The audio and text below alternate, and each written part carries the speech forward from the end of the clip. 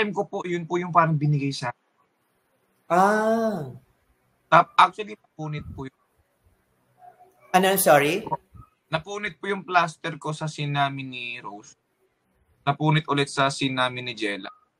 Nakita yung itlog. Totoo? Bakit napunit? Teka muna, paano ang plaster mo? Pag ganon? Pag ganon ba yung paano? O pahalang na ganon? Pailalim. Para matakpan pati yung balls. Yes po. Hindi makikita yun kasi puti yun, di ba? Puti and wala naman tayong skin tone na face mask.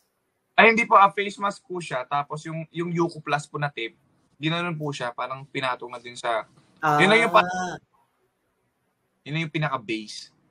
Oo. May Yuko Plus naman pala. Bakit pa napunit? Hindi ko po alam. Aminin mo, tinablan ka, di ba?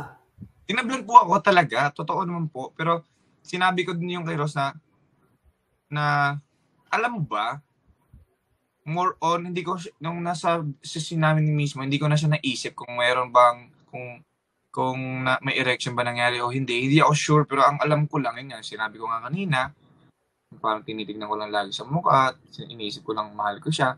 After nung nagpapahinga na kami, kasi may setup pa kasi isa ng ibang camera angle, tapos kami, nakahiga lang kami ni Rose, na may ano lang, may mga kumot lang. Tapos doon na kami doon ko naramdaman. Doon ko na naisip. May nangyaring doon. Doon na naramdaman. Tapos na, nakahiga lang kami.